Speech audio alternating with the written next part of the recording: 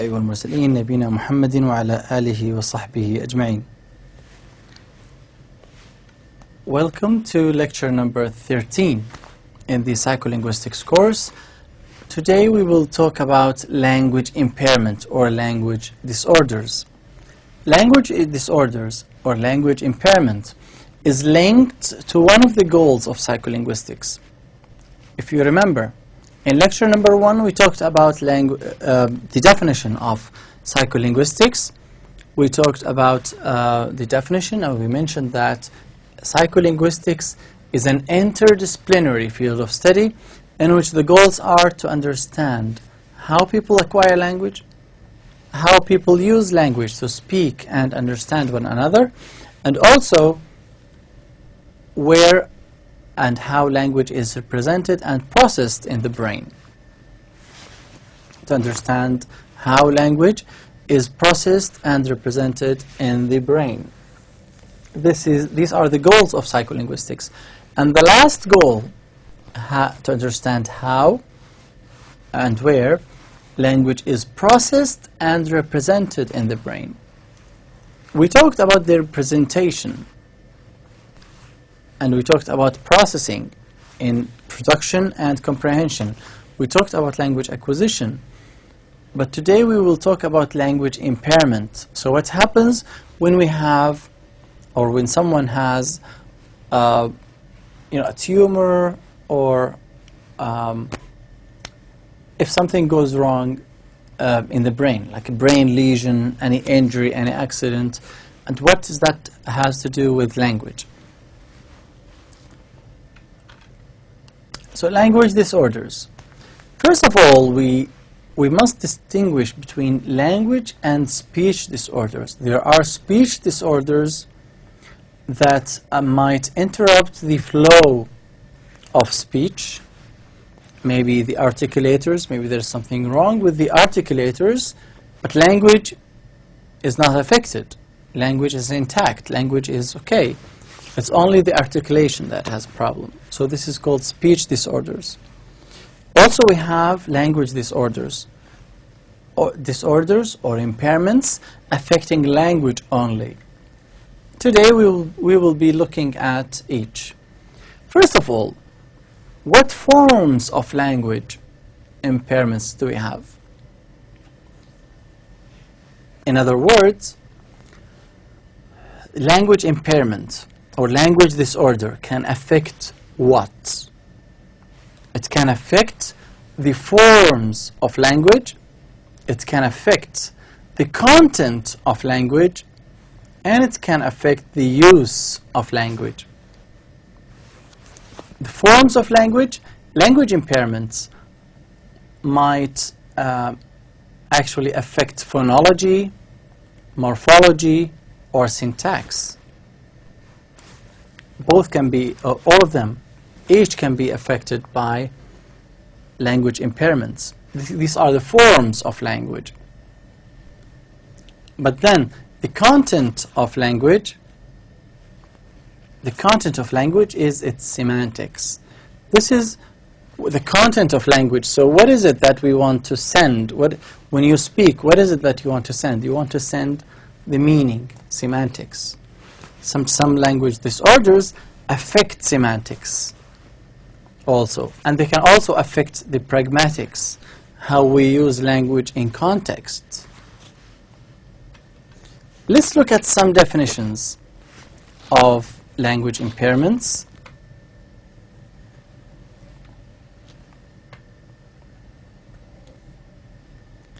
Now for aphasia, let's forget about this definition.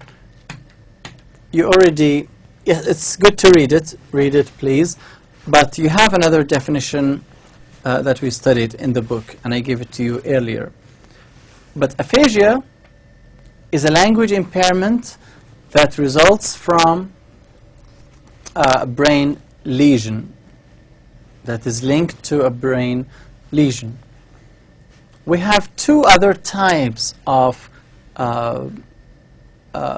disorders. We have a lot, but we are going to see them one by one. Alexia here, alexia, and agraphia. Alexia here is loss or impairment of the ability to comprehend, to understand language in written or printed form, caused by brain injury or disease or dysfunction. So let's read it in reverse to make it easier. If someone has a brain disease or a brain dysfunction, and then this causes someone to lose, or if there's an impairment in the ability to understand written language, so they read but they don't understand, or they have difficulty reading, this is called alexia. The opposite of this, instead of comprehend, to express, is called agraphia. You know graphia from graphic design, graphics? Agraphia. Agraphia means loss or impairment of the ability to express language, to write in written or printed form, caused by a brain injury, disease, or dysfunction. So this is the difference between alexia and agraphia. Alexia is difficulty comprehending written language, but agraphia, on the other hand, is difficulty expressing language in a written form or writing.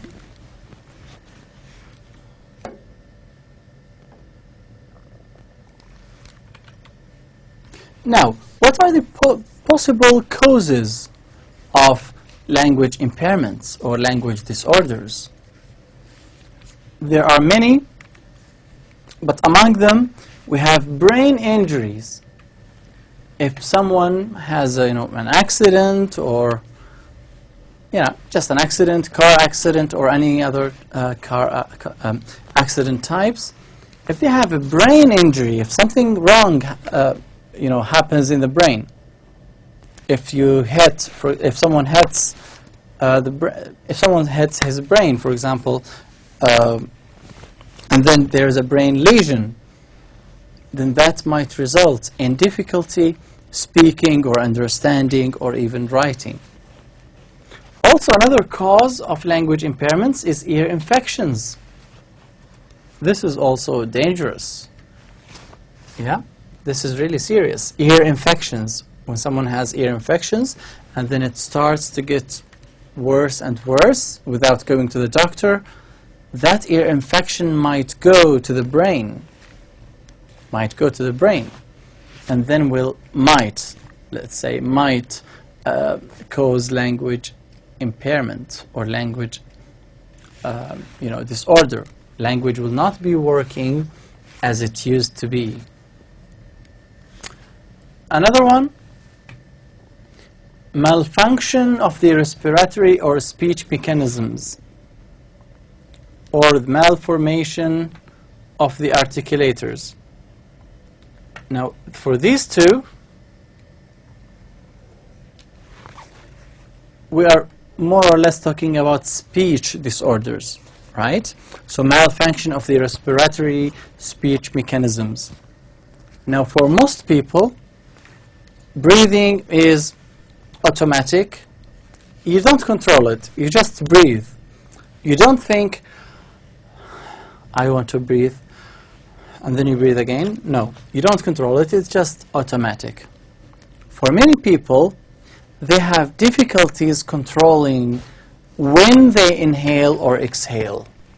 So they will be talking to you, and then as they are talking in the middle of a word, they will be inhaling and exhaling and then continuing talking.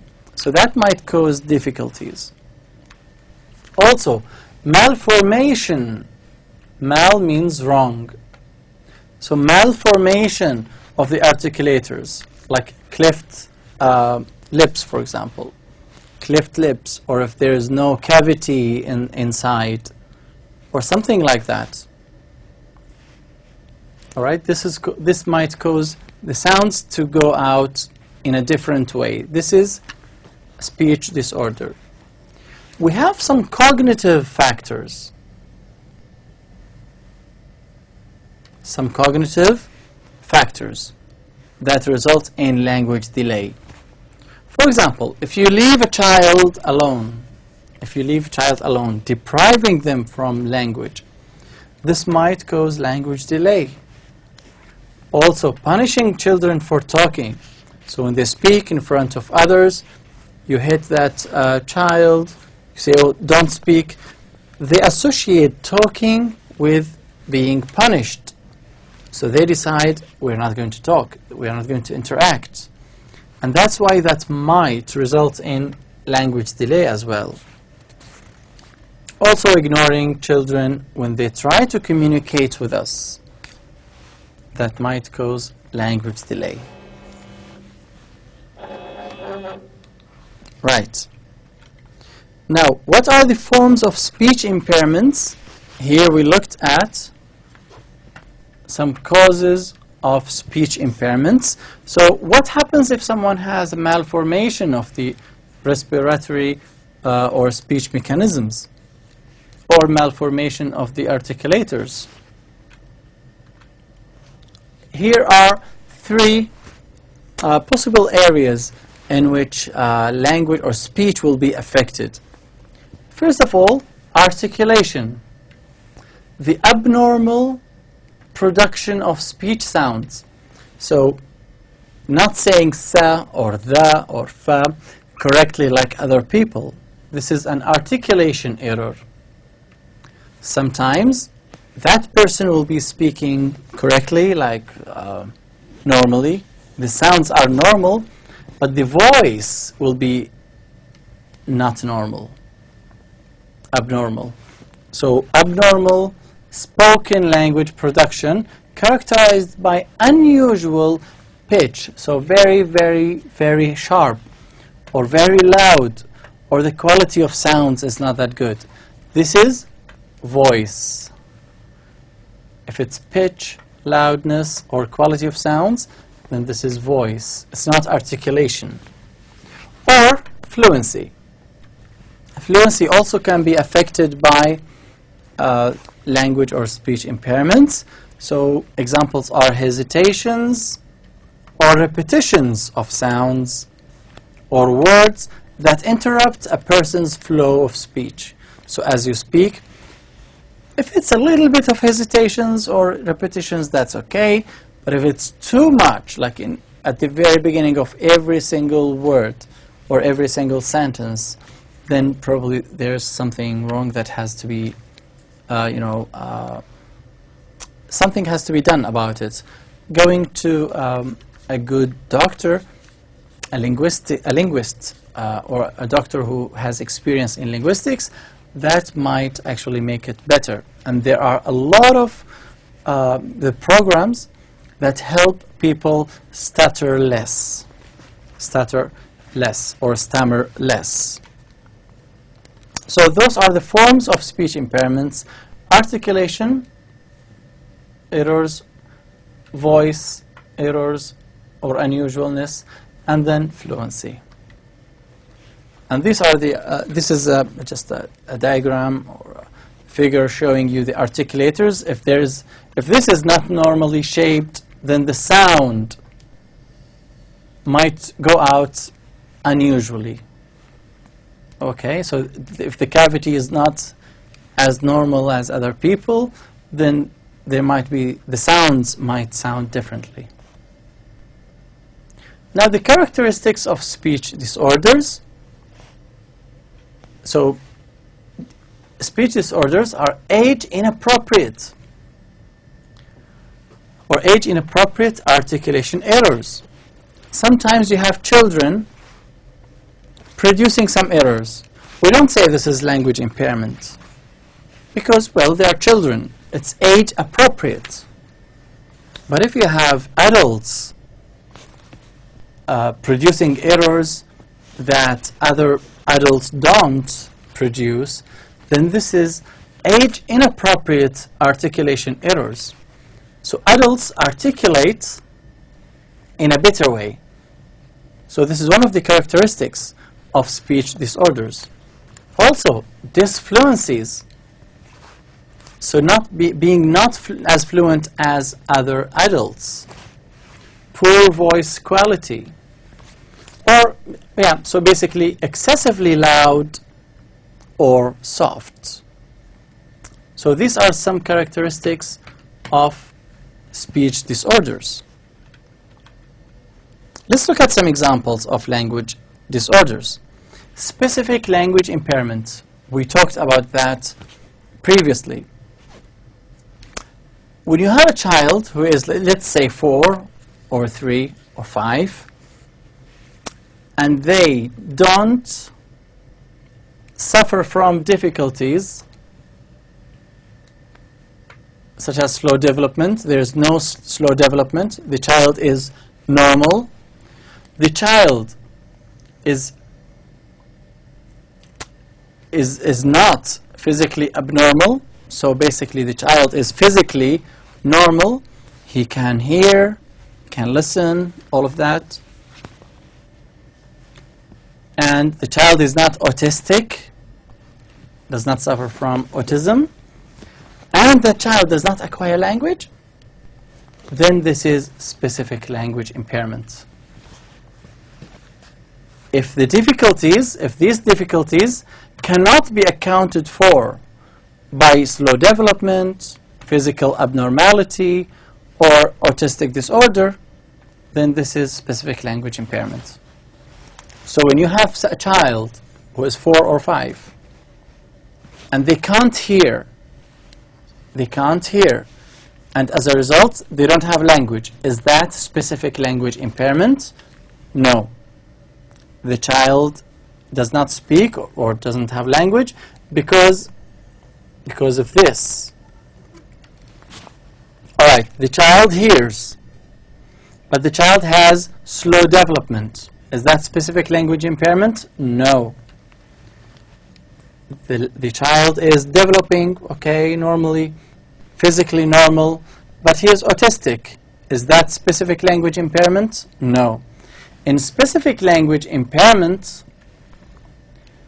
the child is normally developing, there is no physical abnormality, nothing is abnormal, and the child is not autistic. But still, the child does not have language. This is called specific language impairment, when there is no clear reason as to why this child does not speak. And also, if the child is not exposed to language, this is not specific language impairment. Specific language impairment when everything is perfect, but the child for some reason cannot acquire language. Those are general characteristics of SLI, or specific language impairment. They have good nonverbal skills like music, arts, problem solving, playing, but they have receptive or productive language problems. With language, they have problems. When they try to remember words, they have word-finding difficulties. Also, when they produce morphemes, they mostly drop the ED or S. They usually drop it. All right? And then it is very difficult for them to understand sentences. And responding to orders is a problem for those people because they have difficulties understanding language for some reason. So those are some characteristics of SLI. Now, autistic children, for example, autistic children, they don't have good nonverbal skills. Or some of them do, of course. But overall, they don't interact as normal people.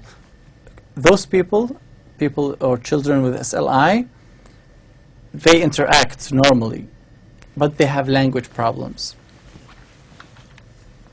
Aphasia, we looked at that previously. Language impairment that is linked to a brain lesion.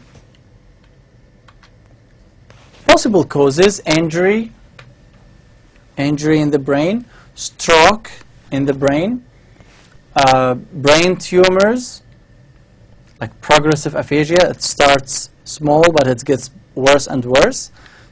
Brain tumors or infections, we mentioned that also. Transient aphasia is, an example of that is epilepsy. In epilepsy, it's a sudden electric voltage in the brain.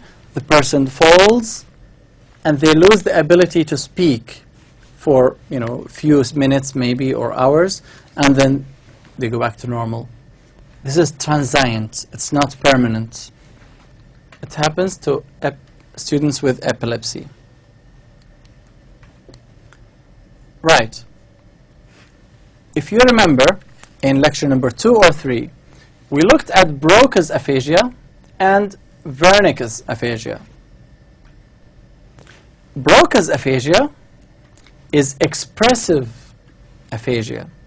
Express, production. People, this disrupts the ability to speak. So that's why it's non-fluent aphasia. That's why it's non-fluent aphasia. So people with Broca's aphasia, they don't speak fluently. They don't, this is important. They don't speak fluently. All right? Yeah. Whereas receptive aphasia, or Wernicke's aphasia, is difficulty understanding language. So they will be fluent when they speak. People with Wernicke's aphasia are fluent. They speak fluently.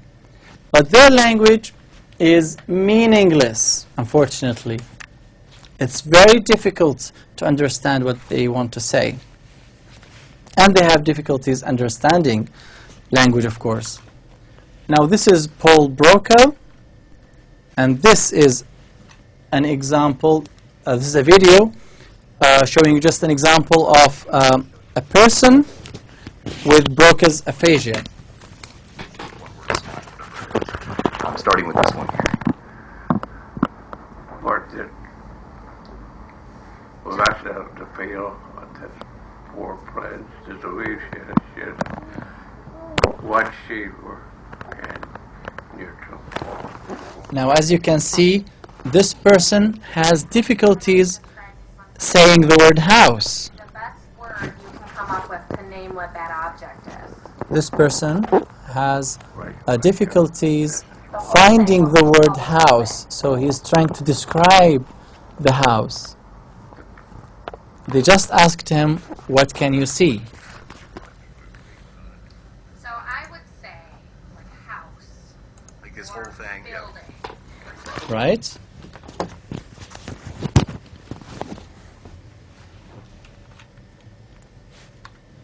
Whereas for this person, it's quite the opposite. For this person speaks fluently. I'm not really sure if you can listen to it.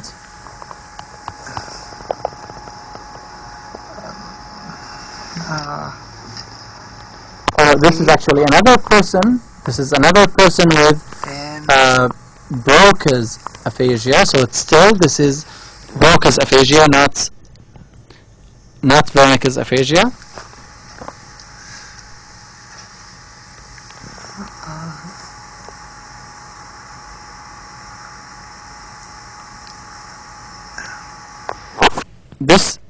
This person is trying to remember one word only.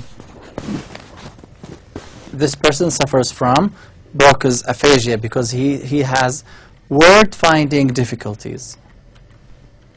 This is Wernicke's, and this is someone with Wernicke's aphasia. As you can see, he can speak fluently. But his language is not easy to understand. You cannot really understand what he is saying. So he will be he's just, talking, trying to, convince people of what he says, but it's very difficult to understand what he is trying to say. And when you ask him a question, he responds with probably another answer. This is because he cannot understand your point, your sentence, not because he has mental issues, no, but because the auditory system does not work, or the area of auditory processing does not work as normal people. Lastly, dysarthria. Dysarthria is a speech production deficit that results from impairment of the neuromuscular and or motor control system. There is, at the top there, an area that is responsible for body movements, all body movements. If something wrong goes there, this is dysarthria. With dysarthria, people cannot control all of the muscles that participate in articulation, like this example.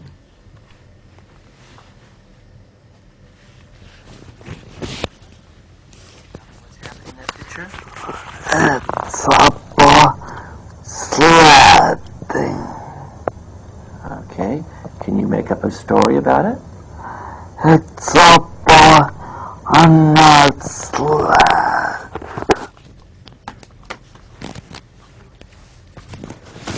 Right. So this person now has good language, but unfortunately he does not have full control over the muscles that participate in speech production, and that's why his speech will not be fluent as other people. These are just examples, just to give you an idea of how language impairment works and what are the forms of language that can be affected by language or speech impairments, and so on. Thank you very much for your attention and for attending this lecture number 13, and see you inshallah in lecture number 14 next week inshallah. Assalamu alaikum wa rahmatullahi wa barakatuh.